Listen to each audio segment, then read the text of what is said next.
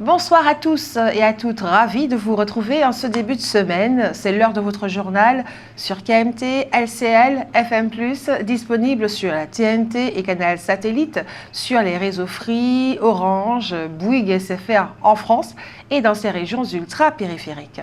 Voici quelques-uns des sujets que nous allons aborder ce soir. Journée justice morte en Martinique. Les avocats se mobilisent contre le projet de réforme de Darmanin. Les chauffeurs de Madnina Transconnect ont mis en exécution leur préavis de grève ce lundi 29 juin. Les États-Unis ont commencé à rembourser des droits de douane jugés illégaux. Dans votre avis compte cette semaine, pensez-vous que dans l'histoire, l'esclavage est le plus grave crime commis contre l'humanité? Vos réactions dans un instant. Et en fin de journal, le savoir et réfléchir de Roland Laouché qui s'intitule « L'instant balance au bord du choix ». Voilà pour les titres. Et pour commencer ce journal, la pensée du jour. Si vous n'essayez jamais, vous ne réussirez jamais. Mais si vous essayez, vous risquez de vous étonner vous-même. Santé, pour éviter d'avoir faim au milieu de la nuit, il faut avoir fait le soir un repas équilibré riche en protéines, privilégier les légumineuses et éviter la viande rouge. Il faut également mettre dans votre assiette du poisson gras, l'huile de lin ou de colza ou encore des céréales complètes. Parlons maintenant de la qualité de l'air. La qualité de l'air est dégradée aujourd'hui. La ministre des Outre-mer, Naïma Mouchou, effectuera son premier déplacement officiel en Martinique du 30 juin au 3 juillet. Cette visite sera consacrée à plusieurs dossiers institutionnels, économiques et sociaux concernant le territoire. Réunie en séance plénière, l'Assemblée de Martinique a adopté le renouvellement du dispositif Immersion Pro-Vacances CTM. Cette opération permettra à de nombreux jeunes martiniquais de découvrir le monde professionnel pendant les vacances scolaires à travers des stages d'immersion. Je vous le disais en titre, l'Ordre des avocats de Martinique a voté la poursuite du mouvement de grève contre le projet de loi SUR et a décidé d'organiser une journée de mobilisation ce lundi 29 juin à l'occasion du retour à l'Assemblée nationale de ce projet de loi relatif à la justice criminelle. Le transport public est de nouveau perturbé. Les 17 bus de l'entreprise Transconnect sont à l'arrêt. Les chauffeurs affirment que ces bus sont en trop mauvais état pour remplir leur mission. L'Australie veut combler en urgence un point faible stratégique, l'absence de réserve nationale de carburant. Le pays ne disposait que de 30 jours de stock pétrolier alors que les règles internationales recommandent l'équivalent de 90 jours de consommation. Le ministre du Commerce, Don Farrell, met en cause les précédents gouvernements qui n'avaient pas voulu investir les milliards nécessaires pour constituer ces réserves. Avec des stocks aussi faibles, le gouvernement a passé les 3 premiers mois du conflit à sécuriser en urgence l'approvisionnement en essence, diesel, kérosène et engrais pour les 28 millions d'habitants. Les premières semaines de blocage du détroit d'Ormuz ont provoqué des ruées vers les stations-service et des pénuries locales, notamment de diesel pour l'agriculture. Pour éviter une crise majeure, Canberra a mobilisé un dispositif public de financement permettant d'avancer de l'argent aux compagnies pétrolières afin qu'elles achètent du brut ou des produits raffinés partout où c'était possible.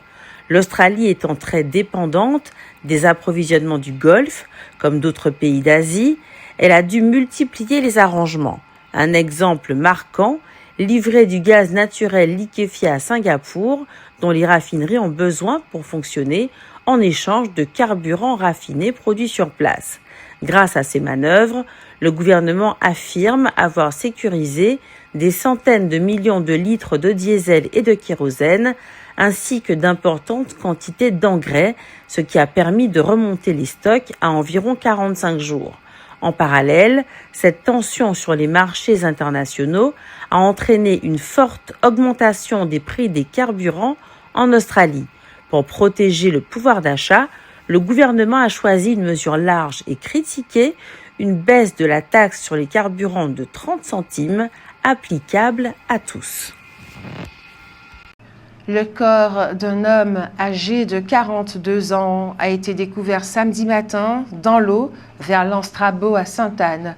Sa disparition avait été signalée le vendredi soir par sa compagne, inquiète de ne pas le voir revenir. Et puis le tribunal judiciaire de Fort-de-France a condamné une crèche de Sainte-Luce à une amende après le grave accident survenu en 2023 lorsqu'un enfant de 2 ans avait été brûlé au sein de l'établissement. La justice a estimé que des manquements avaient été commis dans la prise en charge du jeune enfant. Les sapeurs-pompiers sont intervenus dans la nuit à l'hôtel Valmenière à Fort-de-France, où un début d'incendie s'est déclaré. L'établissement a été évacué par mesure de précaution. Le sinistre a été rapidement maîtrisé et aucune victime n'a été signalée. Pour marquer leur lassitude face aux désagréments causés par les sargasses, plusieurs habitants du Robert munis de valises se sont rendus devant les hôtels B&B et la Valmenière pour exiger d'être logés aux frais du gouvernement. Il s'agissait bien entendu d'une action symbolique qui n'a pas eu de suite. Une délégation des riverains gênés par les sargasses ont été reçus ce matin à la sous-préfecture de Trinité. Les États-Unis ont commencé à rembourser des droits de douane jugés illégaux. En mai, l'administration Trump a ainsi restitué 22 milliards de dollars aux entreprises, première étape d'un processus qui pourrait atteindre près de 166 milliards au total. Ces remboursements font suite à une décision de la Cour suprême rendue en février qui a invalidé une grande partie des surtaxes imposées sur les importations. La juridiction a estimé que ces mesures dépassaient les pouvoirs constitutionnels du président. Sous pression judiciaire, les autorités ont été contraintes de lancer les remboursements, malgré des difficultés techniques liées au nombre d'acteurs concernés, plus de 330 000 importateurs. Certaines entreprises avaient d'ailleurs anticipé la décision en saisissant la justice pour récupérer les sommes versées. Le processus reste toutefois incertain. Début juin, le gouvernement a fait appel de la décision, ce qui pourrait ralentir ou remettre en question la suite des remboursements. Ces droits de douane étaient, rappelons-le, au cœur de la stratégie économique de Donald Trump, qui voyait en eux un moyen de protéger l'industrie américaine et de compenser une partie de l'impôt sur le revenu. Après leur annulation, de nouvelles taxes de 10% ont été annoncées, mais pour une durée limitée. Un mouvement de solidarité spontanée se développe actuellement en Martinique au profit du Venezuela, comme on sait, touché par 2 tremblements de terre de forte intensité. À Fort-de-France, 2 individus soupçonnés d'avoir participé à plusieurs vols de téléphones portables commis à l'occasion de la fête de la musique ont été interpellés par les forces de l'ordre. Les enquêteurs poursuivent leurs investigations afin d'identifier d'éventuels complices et restituer les appareils retrouvés. Au François, un homme a été mis en examen et placé en détention provisoire après avoir reconnu son implication dans la fusillade qui a coûté la vie à un adolescent de 17 ans il y a plusieurs semaines. Présenté à un juge d'instruction ce vendredi, le suspect devra désormais répondre des faits devant la justice. Et puis le bouclier qualité-prix poursuit son extension en Martinique. Le dispositif de lutte contre la vie chère intègre désormais le secteur automobile avec l'objectif de mieux encadrer le coût de certains produits et prestations destinés aux automobilistes. Les modes de production et de consommation modernes favorisent la transmission rapide des virus.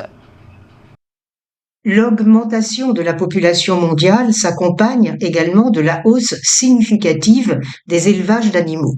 À titre d'exemple, la production mondiale de viande de volaille est passée d'environ 9 millions de tonnes en 1961 à plus de 130 millions de tonnes aujourd'hui, et plus de la moitié des porcs sont désormais élevés en systèmes intensifs. De fait, poulets, porcs, bovins ou encore canards sont souvent élevés très nombreux dans des espaces très restreints. Ces conditions favorisent la transmission rapide des virus et leur évolution. Ces élevages deviennent ainsi de véritables amplificateurs de maladies. Les villes densément peuplées, et notamment les grandes métropoles, sont, elles aussi, devenus des lieux propices à la propagation des virus, transports, écoles, lieux de travail, quartiers surpeuplés, les contacts rapprochés se multiplient. Or, plus de la moitié de la population mondiale vit désormais en zone urbaine. À cela s'ajoutent des pratiques humaines à risque, chasse dite de subsistance en Afrique et en Asie, commerce d'animaux sauvages, marché d'animaux vivants, où différentes espèces sont entassées dans des conditions sanitaires bien souvent précaires, augmentent le risque d'émergence virale. Les conflits armés, avec les déplacements massifs de population et les crises humanitaires qu'ils provoquent, constituent également des contextes particulièrement favorables à la diffusion des agents infectieux, d'autant que dans ces situations, les systèmes de santé sont particulièrement dégradés. La circulation actuelle du virus Ebola en Ituri, dans l'est de la République démocratique du Congo, illustre clairement cette dynamique. Cette région, marquée par une insécurité chronique liée aux conflits armés, des déplacements répétés de population et un accès limité aux infrastructures de santé, constitue un terrain particulièrement favorable à la persistance et à la propagation du virus. Enfin, la mondialisation accélère les épidémies. Autrefois, les épidémies mettaient des mois, voire des années, à se propager au rythme du transport terrestre ou maritime. Aujourd'hui, un virus peut traverser la planète en moins de 24 heures avec le trafic aérien ou les réseaux ferroviaires à grande vitesse. Pourtant, si tous les facteurs mentionnés précédemment jouent un rôle important, le plus puissant accélérateur des épidémies est probablement le changement climatique. Les sécheresses, par exemple, poussent de nombreux animaux à se rapprocher des zones habitées à la recherche d'eau et de nourriture, tandis que les fortes pluies et inondations favorisent la prolifération des rongeurs et les déplacent vers les zones habitées, ce qui accroît notamment le risque de transmission de virus comme les hantavirus. De même, l'augmentation des températures et des épisodes de fortes pluies en France a favorisé l'expansion des moustiques tigres, contribuant à une circulation record du chikungunya en 2026, y compris dans des zones où il était auparavant rarement détecté. Confronté à une pénurie persistante de médecins, le Centre hospitalier universitaire de Martinique, CHUM, a activé un plan d'urgence afin d'assurer la continuité des soins au cours des prochaines semaines. Comme on le sait. Et puis le MODEM organise une réunion publique le jeudi de juillet de 18h à 19h30 à Madjana avec Jean-Noël Barrot, ministre de l'Europe et des Affaires étrangères. Le thème débattu sera « Coopération régionale et lutte contre le narcotrafic ». Le FMI vient de rétablir officiellement ses relations avec le Venezuela 7 ans après leur suspension et reconnaît désormais le gouvernement conduit par la présidente par intérim, Delcy Rodriguez. Le FMI, le Fonds monétaire international, avait rompu ses relations bilatérales avec Caracas en 2019 lorsqu'il avait choisi de reconnaître l'opposition comme autorité légitime tout en continuant d'inclure le Venezuela dans ses statistiques régionales. Désormais, le FMI traite à nouveau avec les autorités vénézuéliennes, dirigées par Delcy Rodriguez, investie présidente par intérim début janvier, après la capture de Nicolás Maduro lors d'une opération militaire américaine. Ce rétablissement ouvre la voie à un possible soutien financier. Le Venezuela pourra, s'il en fait la demande, solliciter une aide du FMI et débloquer des ressources qui étaient restées gelées depuis des années. La Banque mondiale a d'ailleurs annoncé dans la foulée la reprise de ses propres relations avec Caracas, ce qui pourrait permettre de nouvelles lignes de crédit pour une économie exsangue, lourdement marquée par l'hyperinflation, l'effondrement des services publics et l'exode massif de la population. Désormais, en Coupe du monde de football, toute l'équipe battue sera éliminée de la compétition. La France sera opposée à la Suède mardi soir, un adversaire largement à sa portée. Et vous avez sans plus attendre la parole, puisque c'est l'heure de votre avis compte. Pensez-vous que, dans l'histoire, l'esclavage est le plus grave crime commis contre l'humanité? Nous vous écoutons.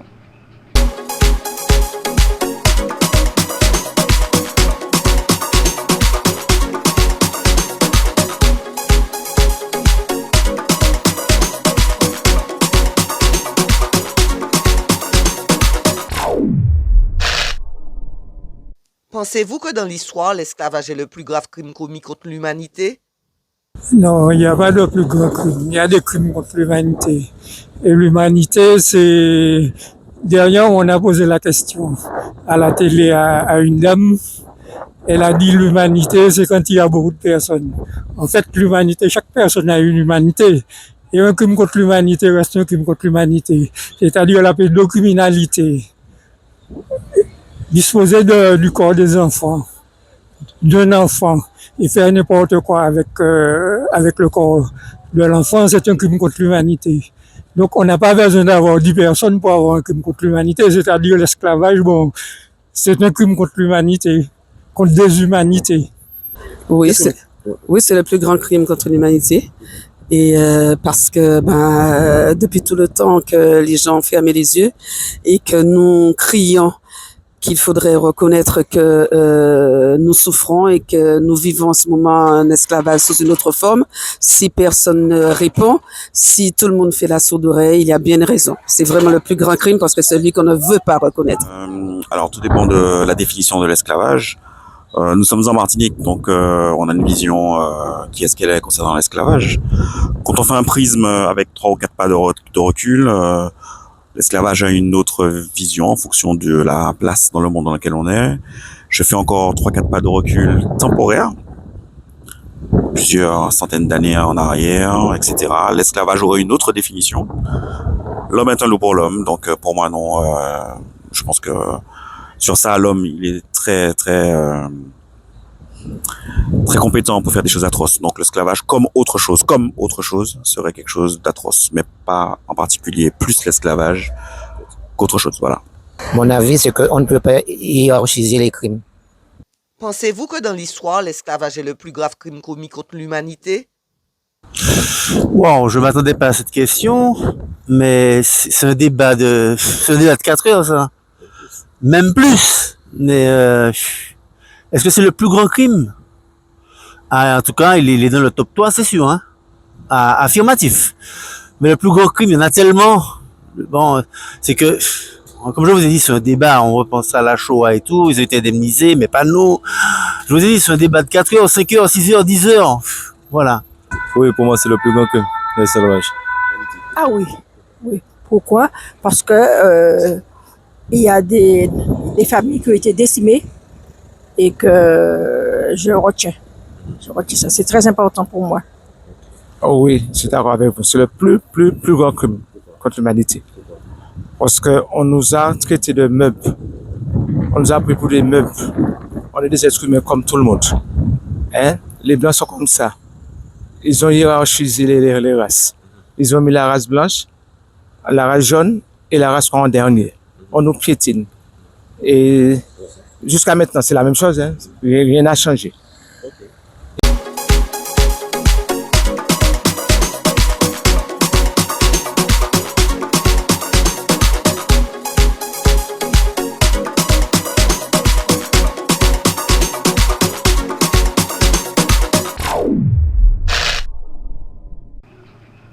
Un grand merci à ceux et celles qui ont répondu à notre question ce soir. Retrouvons le savoir et réfléchir de Roland Laouché. L'instant balance au bord du choix.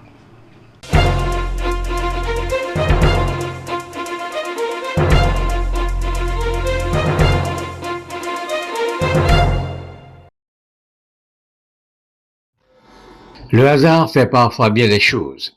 Ainsi, c'est à peu près au moment où Serge Letchimy se réjouit de la porte entrouverte à la Corse en direction de son autonomie, y voyant un espoir pour la Martinique de suivre le même chemin, c'est à ce moment-là, ou à peu près, que la Martinique est invitée à participer à la conférence des chefs de gouvernement de la Communauté des Caraïbes, la CARICOM. Ce sera du 5 au 8 juillet à Sainte-Lucie. Selon la CTM, cette première participation prolonge la démarche d'intégration régionale engagée par la collectivité. Ainsi donc, pour Serge Letchimy, 2 pas importants sont faits dans ce qui constitue la colonne vertébrale de son action politique, l'autonomie et l'intégration régionale. Et cela confirme ce que nous disons depuis plusieurs semaines, la Martinique est à un moment important de son histoire. Elle devra choisir entre l'autonomie, accompagnée de la régionalisation, et la situation actuelle, l'assimilation. Être des Français à part ou être des Français à part entière.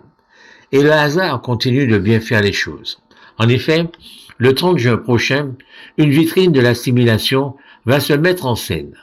La Voix des Outre-mer et les contre-courants se produisent au Théâtre des Champs-Élysées pour une représentation exceptionnelle de Porgy and Bess, l'opéra mythique de George Gershwin avec l'orchestre L'Amoureux.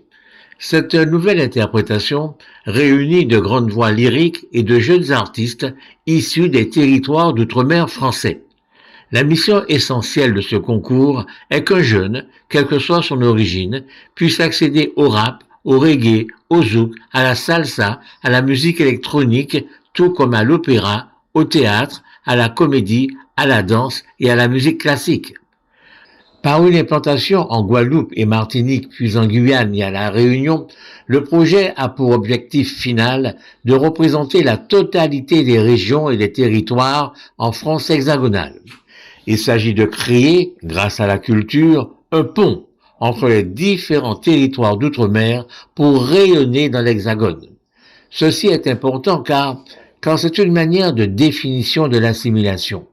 L'assimilation, ce n'est donc pas s'oublier pour désespérément tenter de devenir l'autre. C'est exister avec lui, à côté de lui, dans le même espace que lui. C'est l'enrichir de nous et nous enrichir de lui. Dès lors, on n'en parle pas assez pour une raison que nous ignorons, mais le travail réalisé par le chanteur lyrique Fabrice Di Falco est très significatif. Il prend des petits nègres de n'importe où, aux Antilles, et qui disposent d'une voix, et il les projette au firmament du chant lyrique, sur les plus grandes scènes de l'Hexagone.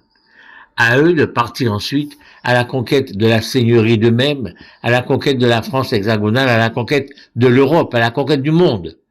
C'est de cette assimilation-là aussi qu'il faut parler. L'espace est, en la circonstance, culturel, mais il peut être également économique et politique. Oui, décidément, pour la Martinique, l'instant balance au bord du choix, étant bien entendu qu'il peut être défendu la thèse selon laquelle l'autonomie n'est pas forcément le contraire de l'assimilation. Et après le savoir et réfléchir de Roland Laouché, la rubrique Santé s'intéresse à la coqueluche. Dans un contexte de recrudescence marqué de la coqueluche en France depuis le début de l'année 2024, avec un nombre de décès particulièrement élevé chez les nouveau-nés et les nourrissons, la haute autorité a été saisie par le ministère chargé de la Santé. Elle rappelle que la vaccination de la femme enceinte constitue le moyen le plus efficace de protéger le nouveau-né et le nourrisson avant qu'ils ne puissent l'être par leur propre vaccination. Elle recommande par ailleurs un rappel vaccinal à toutes les personnes pouvant être en contact rapproché avec des nouveau-nés et des nourrissons de moins de 6 mois, si leur dernière injection reçue date de plus de 5 ans. Infection bactérienne respiratoire hautement contagieuse, la coqueluche se transmet par les voies aériennes et peut être grave, voire mortelle. Depuis le début de l'année 2024, on observe une forte augmentation du nombre de contaminations et on recense au moins 17 décès, dont 12 chez des nourrissons âgés de 2 mois et moins, un nombre déjà supérieur à celui observé lors du dernier pic épidémique de 2017. La Haute Autorité de Santé réaffirme que la vaccination des femmes enceintes à partir du 2e trimestre de grossesse et au plus tard 1 mois avant l'accouchement, recommandée depuis 2022 en France, est la mesure la plus efficace pour protéger le nourrisson dès la naissance grâce au transfert transplacentaire des anticorps maternels. Enfin, dans ce contexte épidémique préoccupant, elle recommande que toute personne en contact proche avec des nouveau-nés ou des nourrissons dans un cadre familial ou professionnel reçoive un rappel si ce dernier vaccin contre la coqueluche date de plus de 5 ans. Cette dose de rappel doit être administrée aux professionnels de santé de la petite enfance en contact rapproché avec le nouveau-né, sauf si la mère a été vaccinée pendant la grossesse, au moins 1 mois avant l'accouchement. Voilà, c'est la fin de ce journal. Merci à vous de l'avoir suivi. Merci de votre fidélité. Ce journal a été réalisé avec la participation de Jordan, Adélaïde, Jean-Michel Césaire, Jenny Georges, Alain Jean-Paul, Daniel Jazz, Sarah Verne, Hugues Blandy, Marie-Josée Joseph, Simao Laouché et Roland Laouché. Il est diffusé à 18h30, 20h, 22h et demain 6h25. Il est également disponible en multidiffusion sur la TNT et Canal Satellite sur les réseaux Free, Orange, Bouygues et SFR en France. Retrouvez votre journal sur notre site kmttelevision.fr. Je vous souhaite une agréable soirée, une bonne semaine. Je vous dis à demain et que Dieu garde la Martinique.